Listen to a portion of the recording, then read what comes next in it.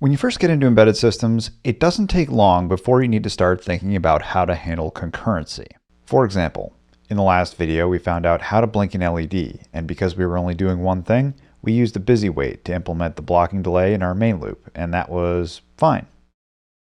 But if we have other tasks that need to be performed while this is happening, we need to divide up the processor's execution time in a way that ensures each operation has the resources it needs without starving the others.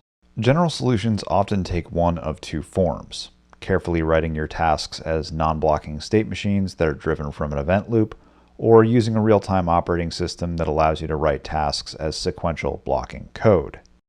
But Rust offers another way forward in async await, and this is the path the embedded Rust community has pursued in frameworks like Embassy.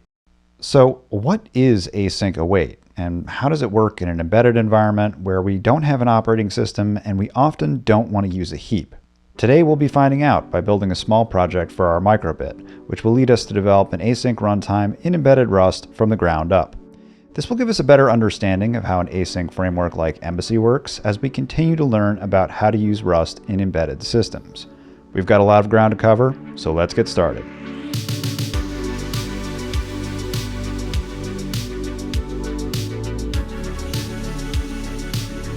Today we'll be modifying our microbit's Blinky code from the last video so that it can change which LED is lighting up in the top row based on input from the two buttons. Pressing the right button will shift it to the right, the left button will shift it to the left, and crossing an edge will wrap back to the other end of the row. And to make this feel more responsive to user input, the LED blink pattern should reset as soon as the button is pressed so that it starts on in its new position.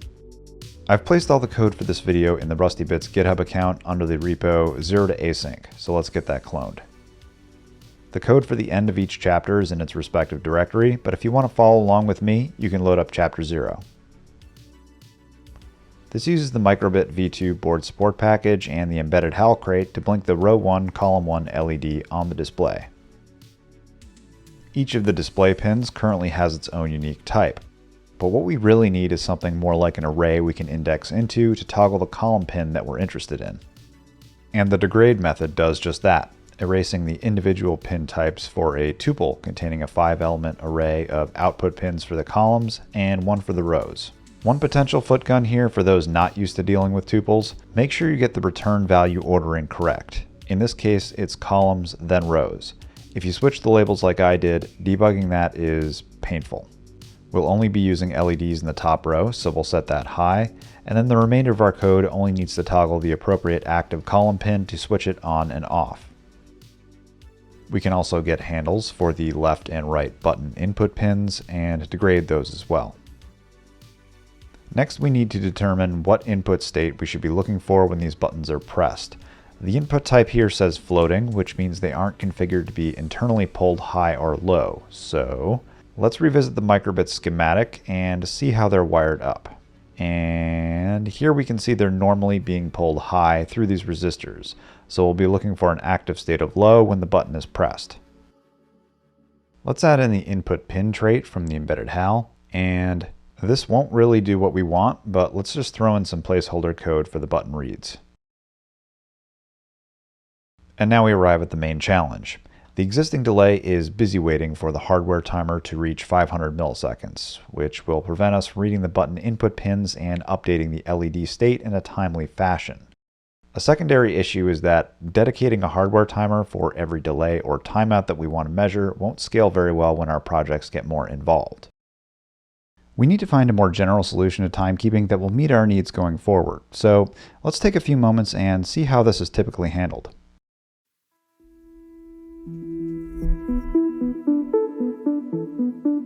Tracking the passage of time within an embedded environment is not that much different from what happens on your computer. There's usually a timer that increments a counter at a fixed rate when the system is started. That counter is sized so that it never overflows, producing an ever-increasing or monotonic tick count. Deadlines for future events can then be expressed by adding some duration in ticks to the current count, allowing a single hardware timer to serve as timekeeper for the whole system. Our microcontroller has 3 types of hardware timers that could be used for our tick counter: the ARM Cortex-M processor's sysTick timer, the general purpose timers like the one we're currently using, and the real-time counter. One thing to consider when selecting a timer is whether it will continue to work during low power operation. In our case, putting the core to sleep will shut down the high-speed clocks that drive the sys-tick and general-purpose timers, but that's not the case for the real-time counters, which use a low-power oscillator. So, if we want to retain the ability to schedule events that could wake the system, this is the one we should use. And so we will. Let's get started by creating a new module to hold our timekeeping code. We can create a ticker type to manage our counter that takes ownership of a HAL representation of one of the RTCs.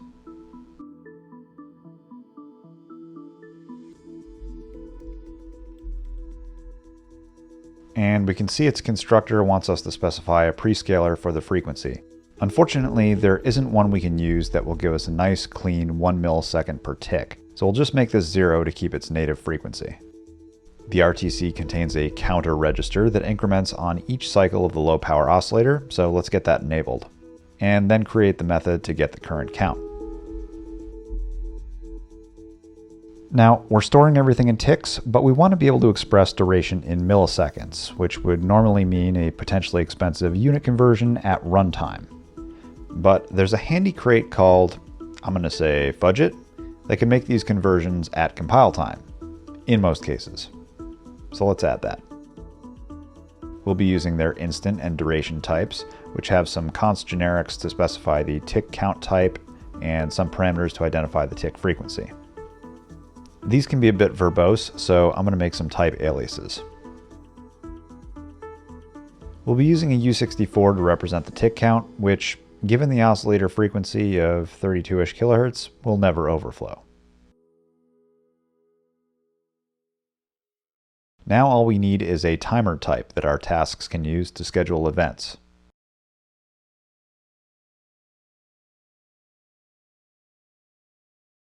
It will need access to the ticker to get the time, and that currently lives on the stack, so let's pass in a reference to that.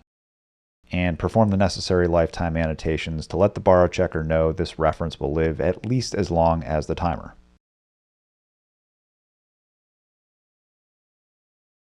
Lastly, we'll add a method to check to see if the timer is ready.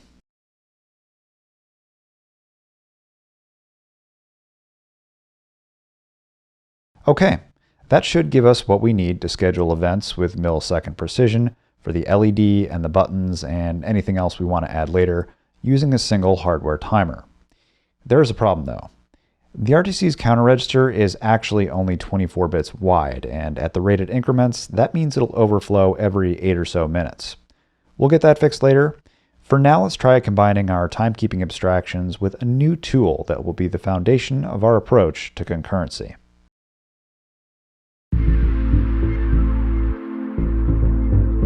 State machines offer a way to model a system that can exist in one of a set of defined states.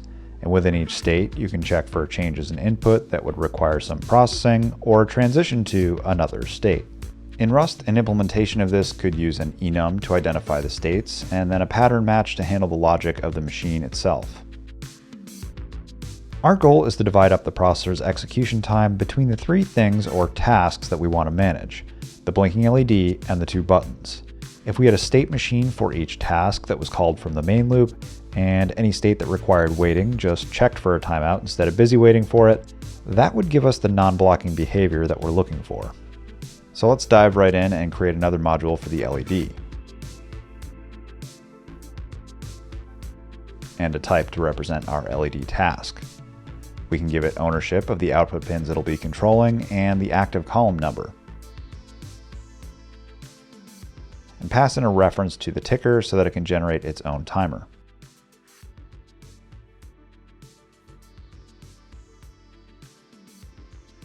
Then create a constructor that will be called from the main function.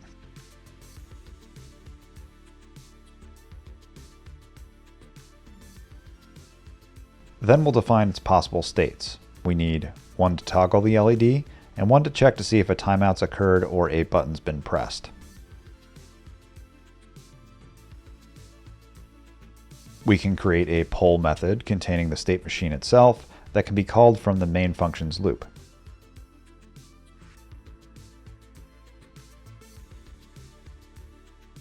The toggle state will handle updating the active LED,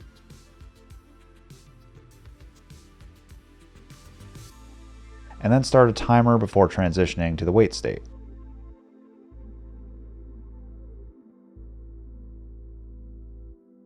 Let's place the timer within wait and create it in toggle.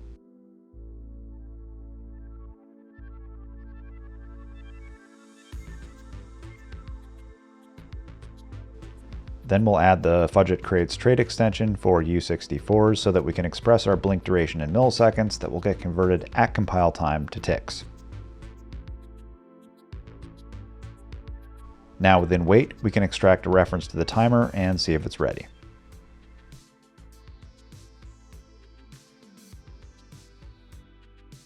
We'll also need a way for the LED task to update its active column number when a button is pressed, which we'll circle back to once we hash out the button tasks themselves. So let's do that next, by adding a new module for the button task. Create a struct for the button task, which can own its input pin. We're going to use a timer to debounce the signal, so let's also pass in a reference to the ticker as well. Get a constructor in place. And we'll also need to add an enum to identify which button this is.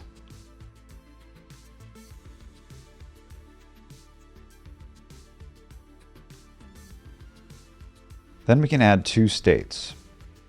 One to see if a button press has occurred, and another to determine when it's done being pressed. And here we'll also include a timer to help debounce the signal.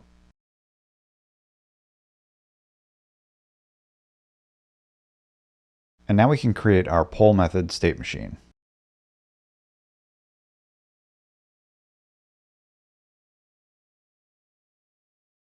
In wait for press, we'll see if the button input is low, and if so, move on to debounce.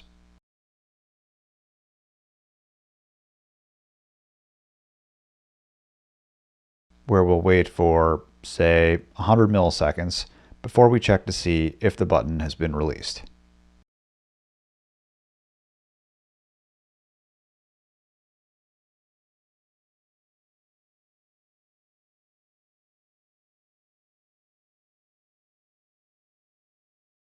Okay, before we go any further, we can finally update main to get a bit closer to making this code functional. We'll create our ticker from RTC0.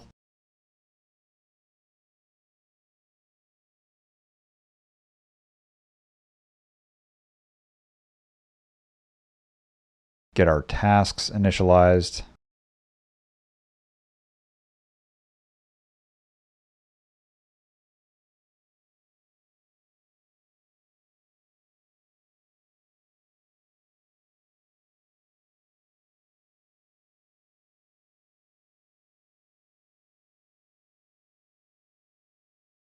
And then get them pulled from the main loop.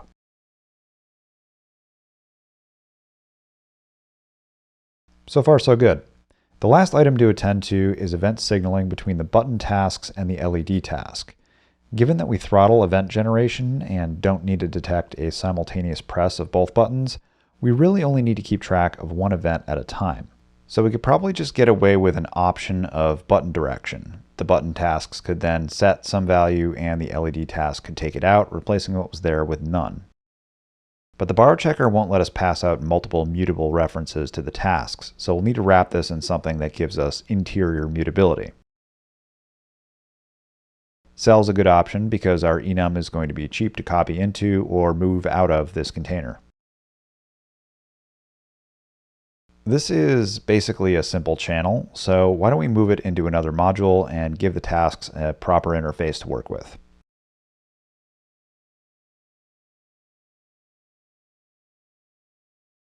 The channel can hold any type that plays well with cell, so we can make this generic. Then add a constructor that initializes the cell to be empty. The send method will then be used to pass an owned item into the cell, replacing the previous value. Then add a receive method that removes the item. And I suppose to do this properly, we might as well create separate sender and receiver types to hand out to our tasks. They'll each take a reference to our channel. Then the only thing the sender will be allowed to do is send an item.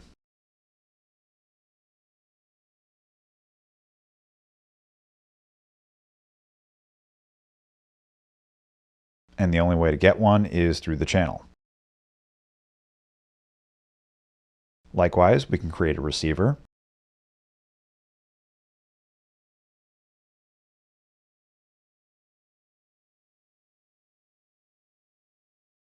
Which can only remove items.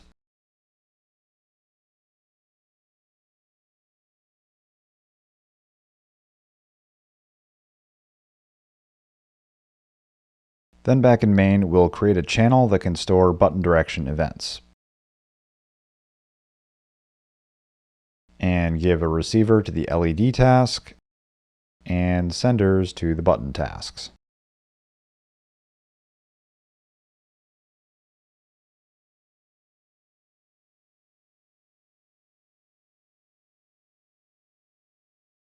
Then we'll need to update the tasks. The button task will need to be able to hold a sender and send its direction when the button is pressed. Then in the LED task, we'll add the receiver.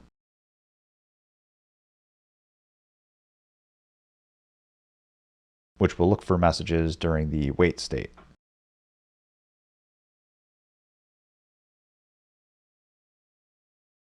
And if there is one, we'll need to shift the active column number accordingly, so let's add a new method for that.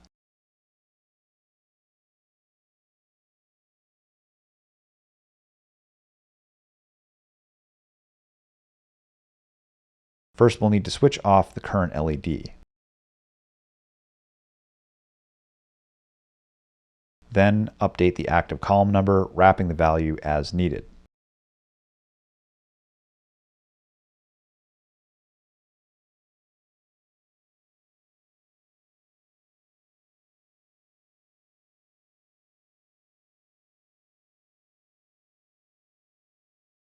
And finally, we'll switch off this LED so that when we move to toggle, it will switch on. Okay, I think we did it. Let's give it a try.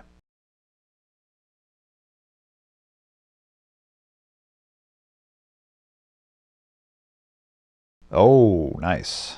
Very responsive. Wrapping as intended. Looking good. Job done, right? Kind of. Admittedly, we went from constantly polling one thing to constantly polling three things. It's multitasking, but inefficient and won't scale very well.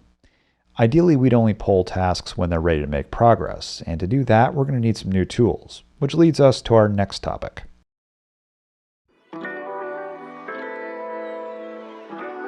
Interrupts provide the fastest way to respond to a peripheral event by interrupting whatever code is currently running and moving execution into a handler function that can take an appropriate action. And when leaving this function, the execution context that had been interrupted is restored, and your program picks up where it left off as if nothing had happened. Interrupts are a powerful tool, but there are a few things to keep in mind before you start using them. The handler functions can only be called asynchronously in response to an event, so they take no arguments and return no values. The only way to share data between an interrupt and the rest of your code is through statically allocated memory. And because interrupts are preemptive, special care is needed to avoid data races when accessing that memory. Also, before leaving the handler function, the event flag that triggered the interrupt needs to be cleared, otherwise you'll just immediately re-enter it. Let's see what this looks like by tackling something we've been putting off so far, dealing with timer overflows. To help us out, I'm going to add the critical section crate, which we'll be using in a little bit. Let's start out in the time module by enabling overflow events and their interrupts in the ticker constructor.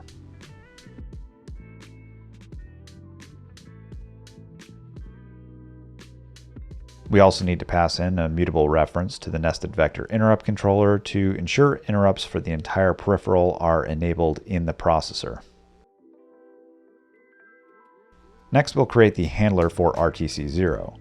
These functions are named after their peripherals and require the interrupt attribute from your pack, which ensures they'll be properly located in the interrupt vector table. The interrupt handler will increment an overflow counter, which will need to be static. but mutable statics declared like this aren't really allowed in Rust.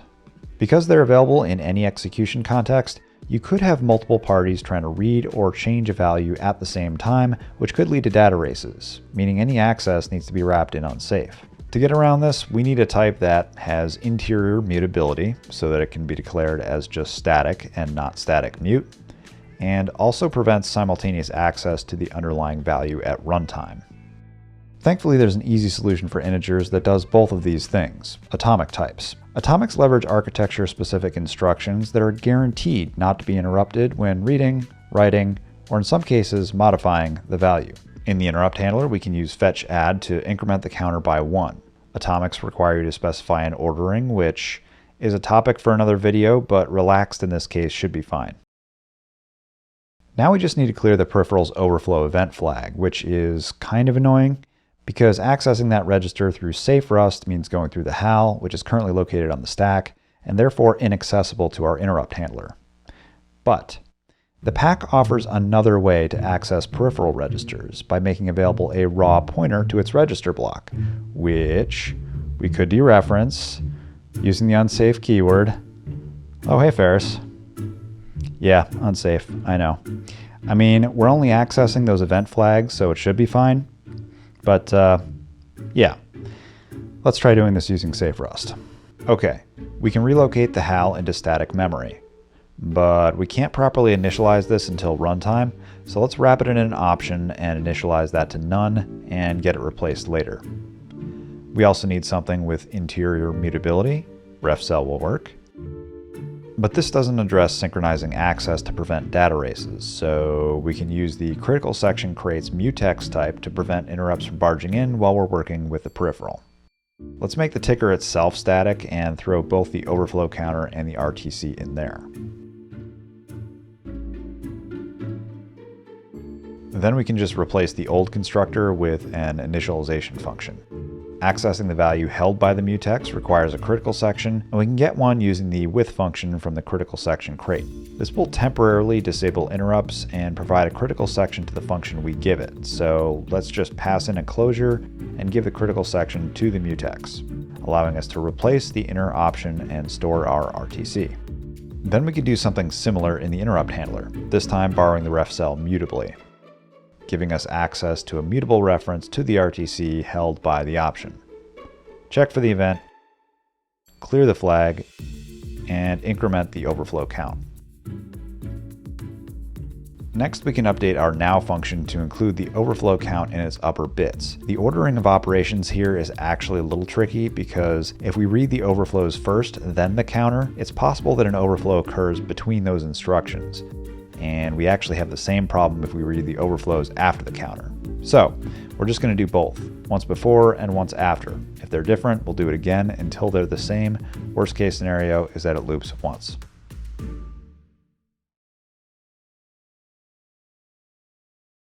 Borrow ref as ref unwrap. I hope you're happy. This does make some things nicer though. Now that the ticker is static, we no longer need to pass around references to create our timers. So let's get that refactored.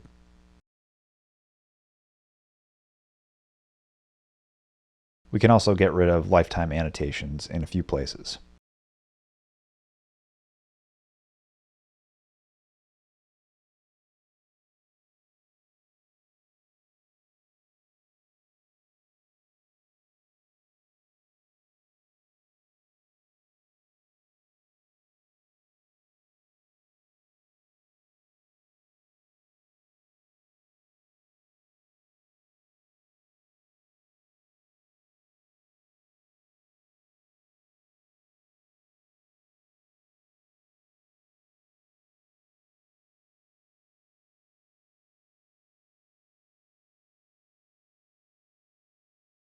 Okay, one last thing to check before we wrap this up.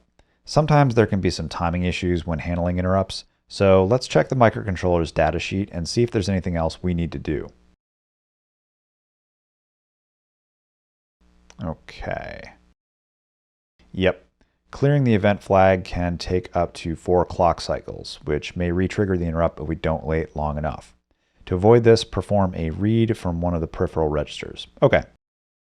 Let's throw in a dummy read at the end of the handler. So to test this out, there is a handy trigger overflow feature we can use that starts the count very near the overflow threshold. And we'll wait here until that takes effect. Otherwise, one of the timers might get scheduled before it does, which would be bad. We can update our LED print line to include both the tick count and the time.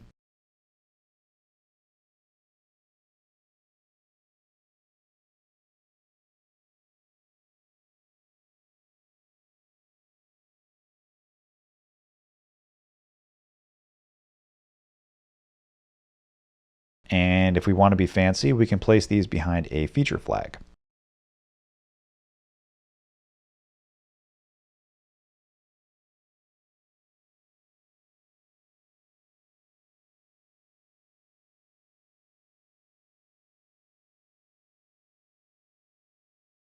Okay, let's give it a rip. All right. Time between blinks is marching forward at 500 milliseconds as expected, even across the overflow boundary. Nice. Now that we know how to use interrupts, it's time to tackle our efficiency issue. And to do this, we're going to need a new approach to scheduling tasks.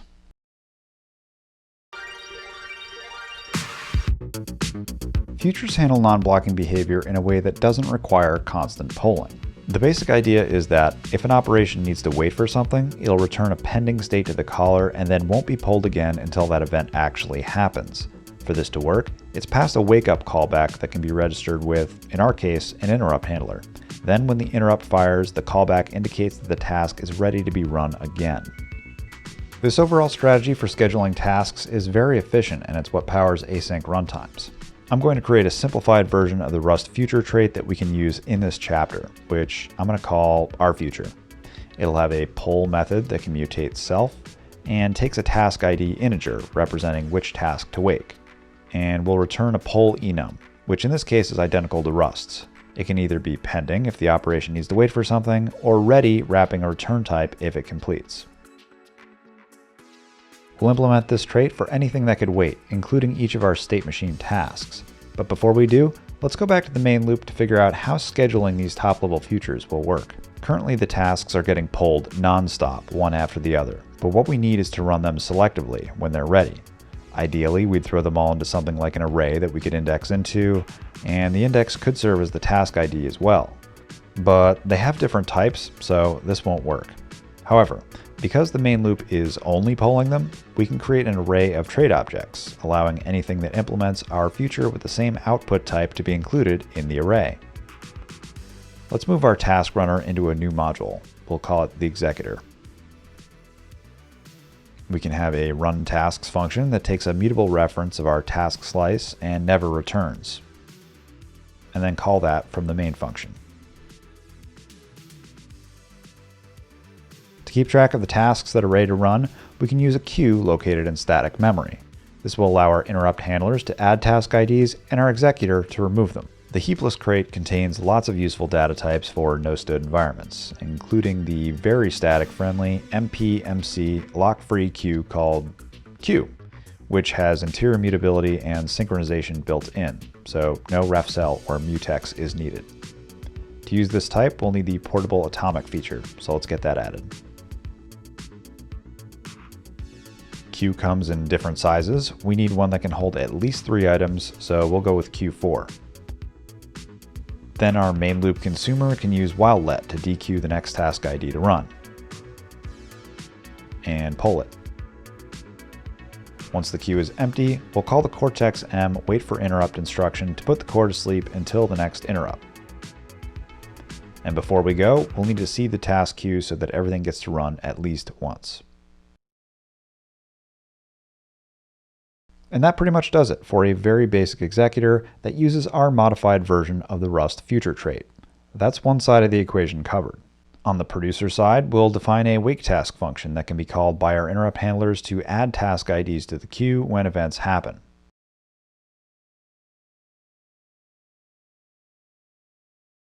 And it's probably a good idea to add a check somewhere to make sure the ID is actually valid. Great! Before we go any further, let's just update our task types to implement our future instead of the current poll method so that Rust Analyzer doesn't have a meltdown. We don't need to worry about lifetime annotations here, and these don't return a value, so output type can just be unit. We'll need to add a loop to automatically advance to the next state when needed, and only break out when we're pending. And always return pending because these tasks never complete. And then do the same thing for the button task.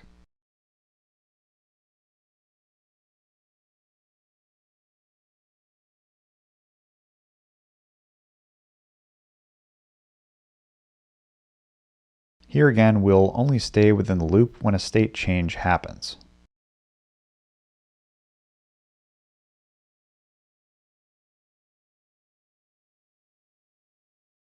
Okay, now the real work begins. This system will spend almost all of its time sleeping. Events and interrupts are the only way it will ever wake up to do work. So, we need to figure out how to generate interrupts when a timer deadline expires or a level change happens on one of the button input pins, and we also need to update our channel so that the button tasks can wake the LED task when a button press occurs. Let's start out with the GPIO. There's actually an entire separate chapter in the datasheet dedicated to tasks and events. And here we basically have two options. Pins can be configured with the level that will generate an interrupt, and then when that happens, a single flag for the entire port will be set. So we'll need to check each pin to see which was triggered. Or you can set up a channel for each input pin you're interested in. These have their own interrupt flags and can be configured to generate an event on any change in input. I think the channel solution might be a little quicker to implement, and this video is already pretty long, so we're going to go that route. And we'll use the HAL to help us get everything configured. We'll start by getting GPIO-TE set up in a new module.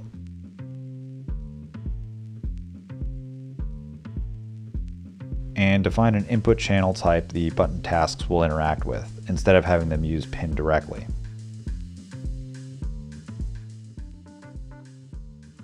We'll also need to pass in a reference to the GPIO-TE HAL to set up channel events and interrupts. We've up to 8 channels to play with, so let's create a new static to keep track of how many are actually in use. Then we can use the fetch_add method to claim the channel number while also storing the next one.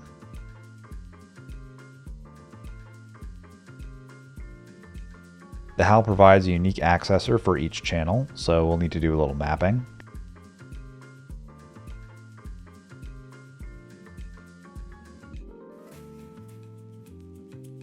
And with that handle, configure the pin as an input, firing events on both edges via toggle and enabling interrupts. Currently, this method doesn't enable the interrupt within the processor NVIC, so we'll just do that here. This needs to be marked as unsafe. However, we aren't using any mask-based critical sections, so in our case, this is safe. Finally, we'll need to store the channel ID and also the pin state we're interested in waiting for. And have a way to change this value.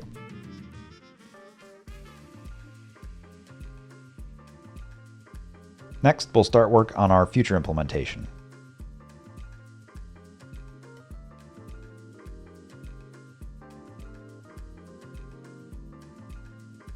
Where we'll check to see if the pin is in the desired state. If it is, we'll return ready, and if not, pending. And here we'll have to register the task to wake. We can store these in an array of atomics. We'll need one for each channel used by each button task. Initializing static arrays can be a little fiddly, so we'll just make a constant value with an invalid task ID and plug that in.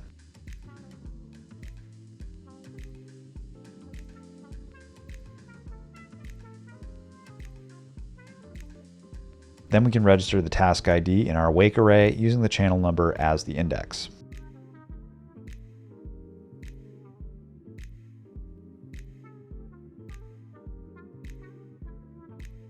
Now let's define the interrupt handler. I know Ferris may not like this, but I'm going to go straight into the pack this time to check and clear those event flags. This is safe because we aren't accessing these anywhere else. Then we'll iterate through our wake tasks, which represent the only channels with interrupts enabled.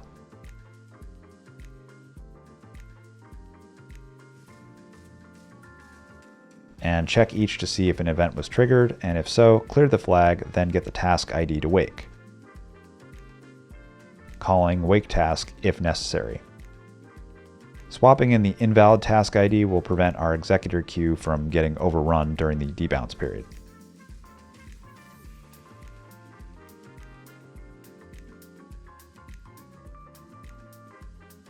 Lastly, we'll add a dummy register read at the end to ensure the event flag's actually cleared. Let's refactor the button task to use our new input channel. We'll need to pass in the pin and a reference to the GPIO-TE. Next, we'll update our future implementation, setting the pin state we're looking for, then polling the input. And if ready, move on to debounce.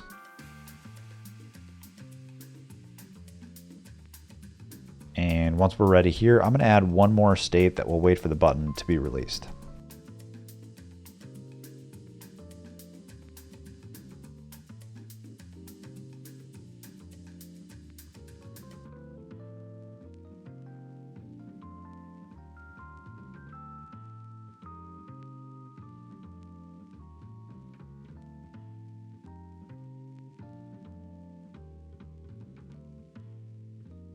Finally, we'll update main to create the GPIO-TE HAL and pass a reference to our button tasks.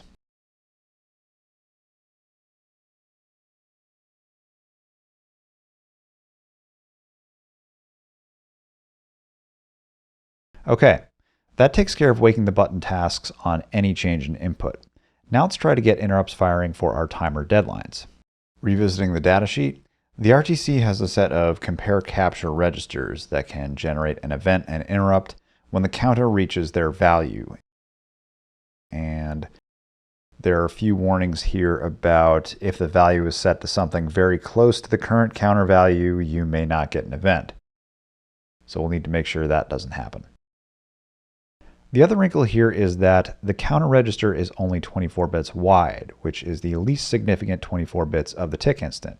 The upper bits are for the overflow count.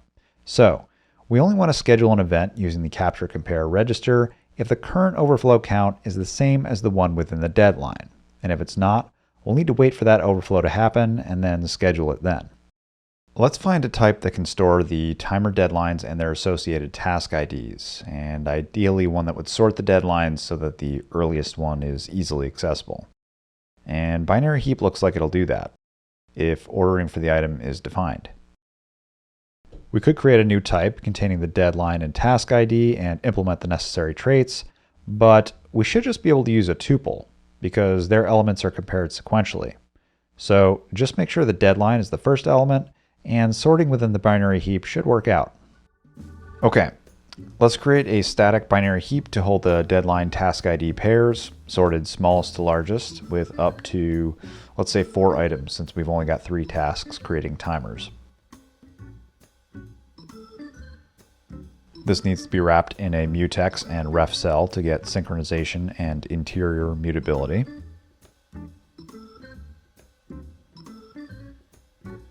Next, let's create a method to register the deadline and task ID to wake for the timer.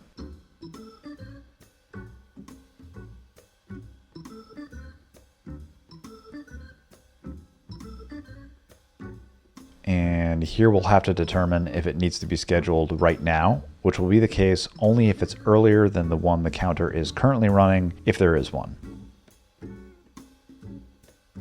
Either way, we can push the new deadline and its task ID. And I'm actually going to panic here if we can't add it. Next, we'll schedule the wake up if needed. This also needs to be called from the interrupt handler to schedule the next deadline, so we'll make this a separate function that takes the ref cell mutable borrow from both the wake deadlines and the RTC.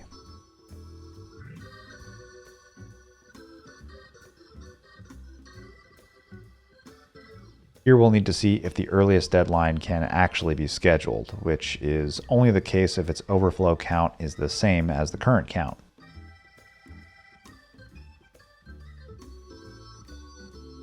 If so, get the counter value by masking out the lowest 24 bits of the deadline. And if it's greater than the current counter value with a little extra margin as the datasheet requested, then we'll set the capture compare 0 register with that value and enable compare 0 events. And if it's too close or already passed, wake it up now.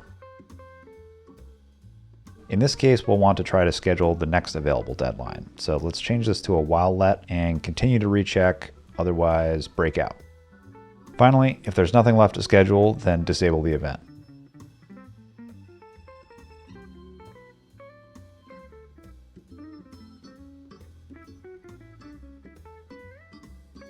Now we can go back and enable interrupts for compare 0 during ticker initialization.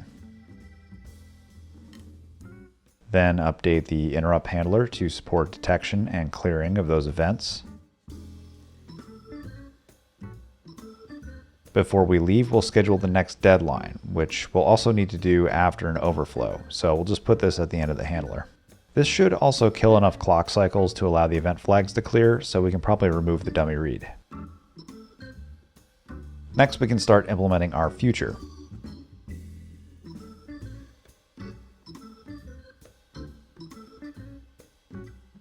On the first poll, we'll need to register the deadline and task ID to wake. So let's create an initialization state and a wait state.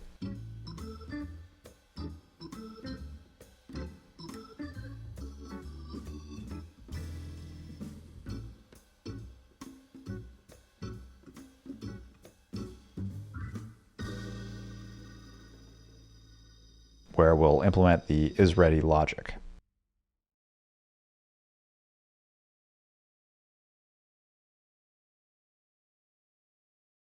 Then update the LED task to poll the timer.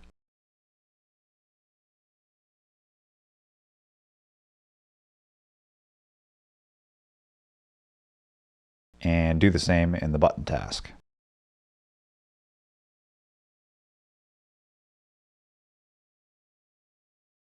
Great. That should do it for the timers. The last thing we need to do is update our channel so the LED task can wake up whenever the button tasks send an event.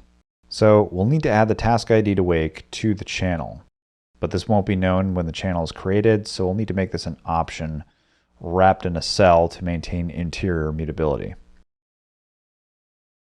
Then in send, we'll wake the task if one has been registered, which we'll need a new method for. This will get called once by the receiver when it starts up. So let's give it some state, just like we did with the timer.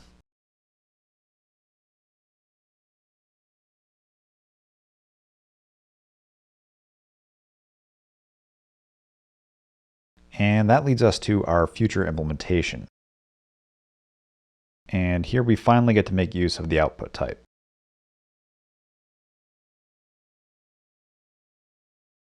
The initialization state will register the task ID on the first poll. Before moving on to wait, which will replace our receive method logic.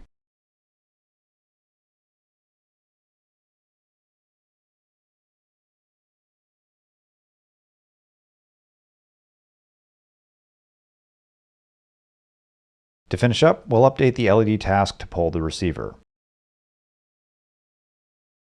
And that should do it. All right, moment of truth. It lives. And more importantly, it works. Awesome. Now, there is one little issue here, which I'll demonstrate by smashing the buttons as quickly as I can.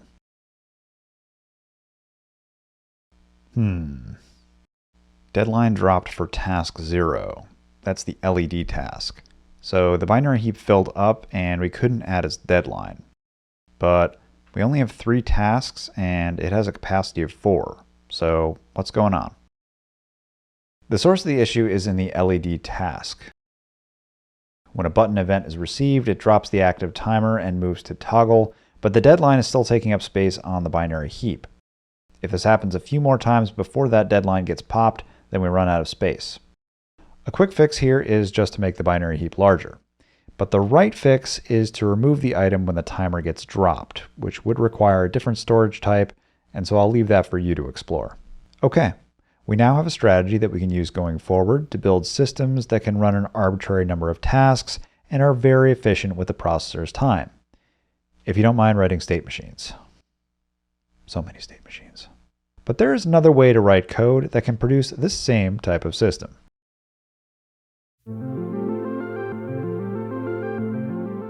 In Chapter 5, we discussed, at length, how state machines and our simplified future trait could be combined to create an efficient asynchronous system. But in practice, Rust futures aren't really used directly like this, but rather through the async and await keywords.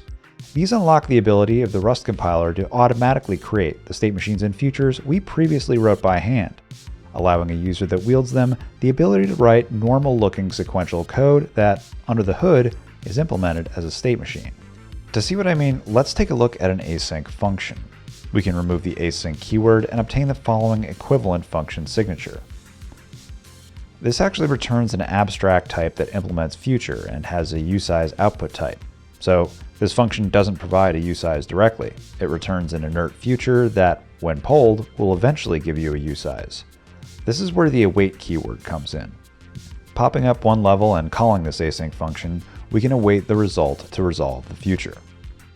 This looks like sequential blocking code, and that's kind of the point.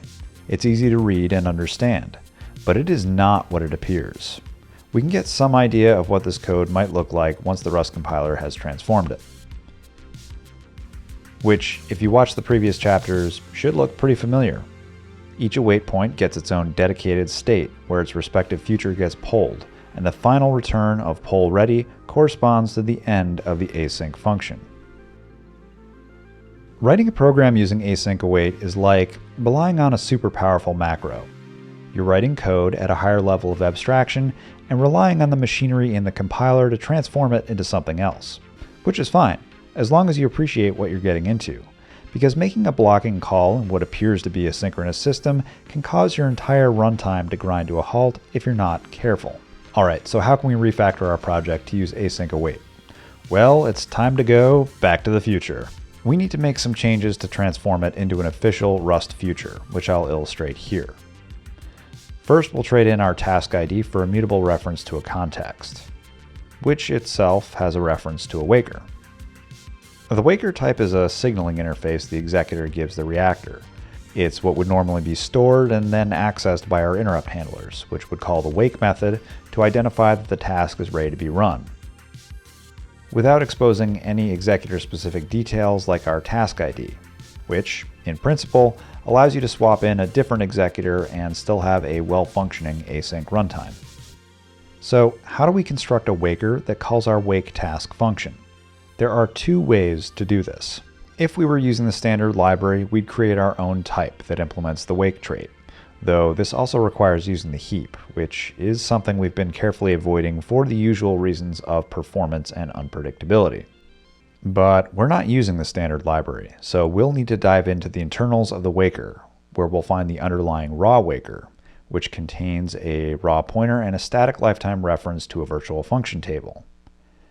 And here we discover the function pointers that are called by the waker's wake method. It's just a function call, passing in a single argument whose interpretation is entirely dependent on the function we give it. So behind all of these layers, all we need to do is create a raw waker and its vtable, and from that we can get everything else we need to leverage the full power of async await, without a heap. Let's jump into the executor and start hashing this out. We'll add the raw waker vtable, and start defining the functions it requires. Clone just creates a new raw waker.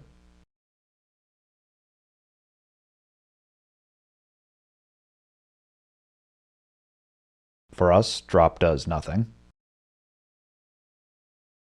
Then both wake and wake by ref will call our wake task function.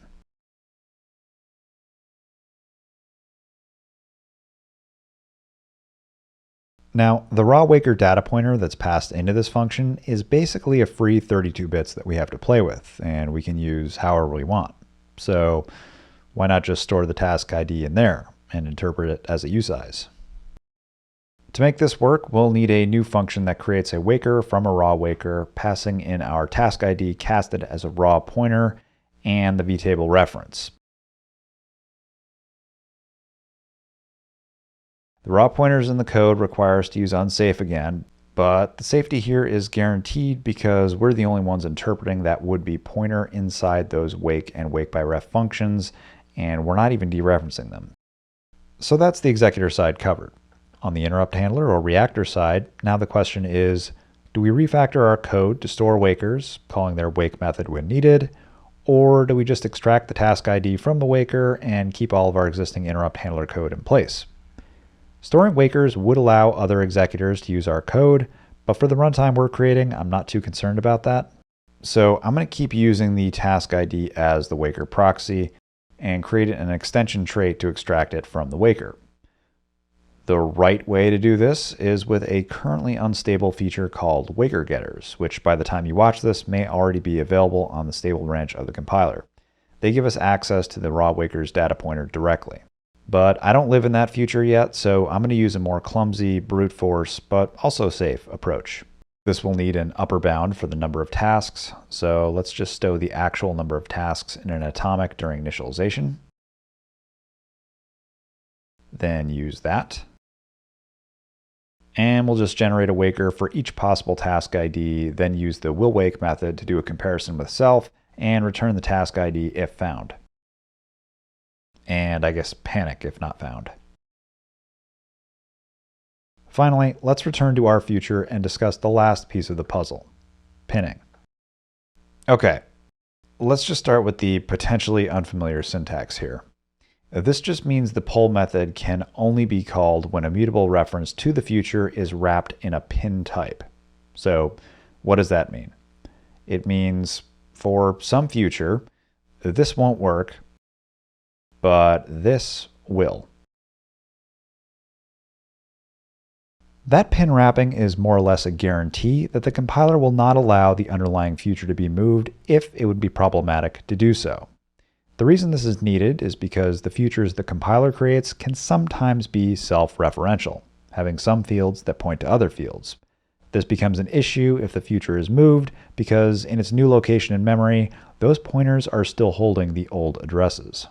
If you'd like to learn more about pinning, I'd recommend checking out the official core pin documentation, which does a much better job explaining the concept and context, and I'll leave a link in the description. Pinning has a minimal impact on our refactor, so we'll talk more about it when the need arises. One last thing before we get going. We'll be using some functionality from the Futures crate to help us out. Most of its features require the standard library, so I'm going to remove all the defaults and just include async await. With that out of the way, let's get rid of our future module and continue our refactoring. Starting with the time module. This one is easy. All we need to do is update the future implementation, adding the new method signature. Then extract the task ID from the context waker using our extension trait. And that's it. Now whenever we need a delay, we can just call timer new and await that. Alternatively, we could call an async function, so I'll add that here. One important thing to mention is that await will consume the given future and return whatever the output type is, which works just fine for timers. But for other types like our channel receiver, we need to keep it around even after we receive an item. So we don't want to implement future on it directly. Instead, I'll create an async receive method. Then use poll function. This takes a function or a closure defining our poll method logic and passes us the context, and returns a future that can be awaited. And you know what? Let's try storing the waker here instead of the task ID. There's nothing that special about our stored structure, so this should go pretty quick. I'm just going to change cell to ref cell because waker is not copy. Then update the register method to accommodate the waker. And in send, we'll get a reference to the waker and call the wake-by-ref method to wake the appropriate task. 2 down. Let's tackle GPIOTE next. Here again, we don't want to implement future directly on our input channel, but instead just add an async method to wait for the desired pin state.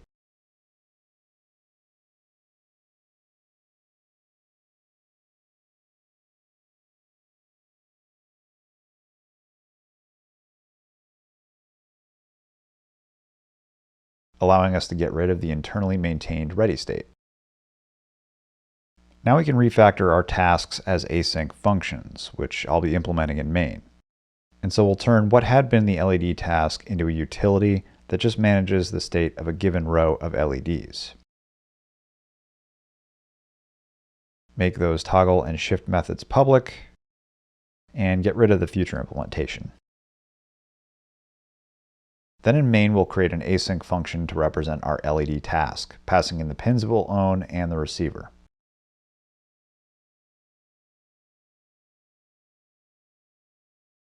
Create an instance of LED row, and move into the tasks loop, which starts by toggling the LED. Then we can leverage one of the macros from the futures crate, select biased. This will poll each future it's given. In our case, we need to look for either a new message on our channel or a timeout. The first of these, to return ready, will execute any indicated instructions before bringing us back to the start of the loop, with a bias towards selecting the first listed in the case where they both return ready. These require a minor modification to fuse them to ensure they are safe to call even after they complete. And that's it. The button task is even easier. We can get rid of everything except the button direction. Then back in main, we'll create an async function to represent our button task and pass in the same arguments we used for our task constructor.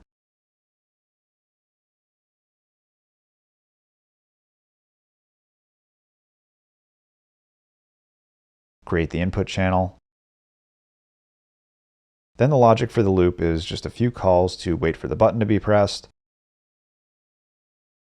send a message to the LED task, wait for the debounce timer to elapse,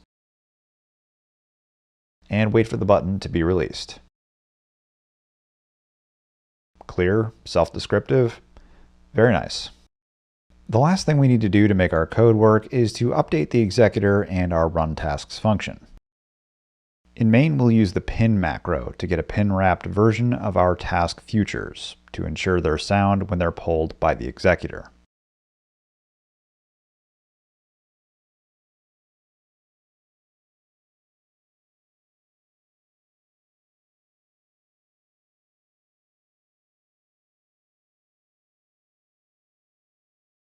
And pass these as array elements to our run tasks function,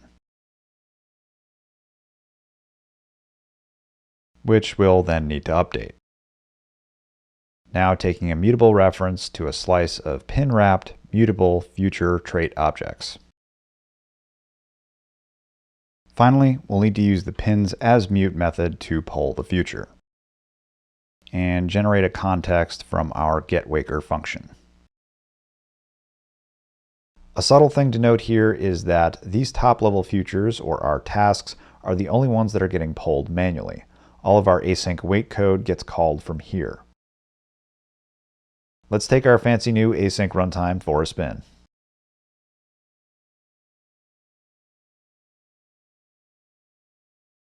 Hey, it still works. Awesome.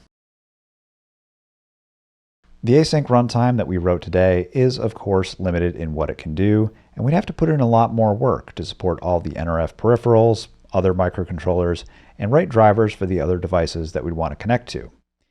But thankfully, there's already an open source project that's been developing an embedded Rust async framework since 2019.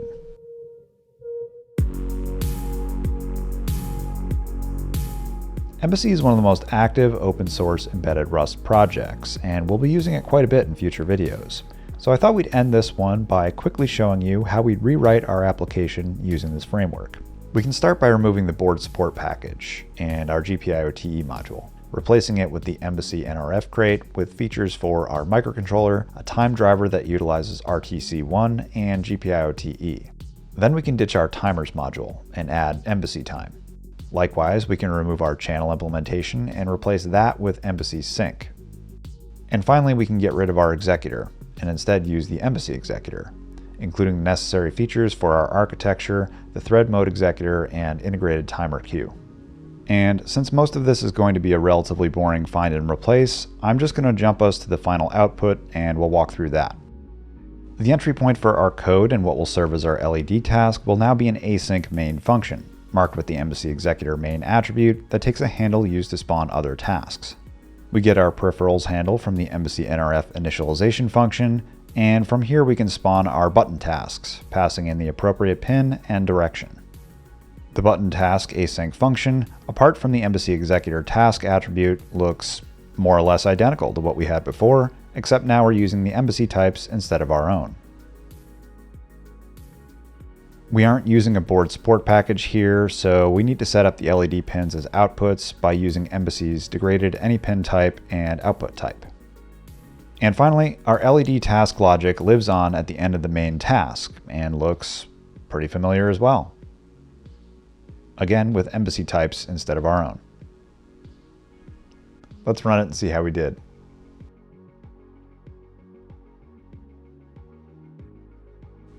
We are still good. You made it. We covered a lot in this one, learning about timekeeping, state machines, interrupts, futures, async await, and just enough embassy to show you the future that awaits in upcoming videos on this channel. So thanks for sticking it out to the very end. If you want to learn more about async embedded Rust, in addition to embassy, I'd encourage you to check out Cliff Biffle's Lilos OS and his excellent blog. Links are in the description. Thanks again for watching, and I'll see you in the next one.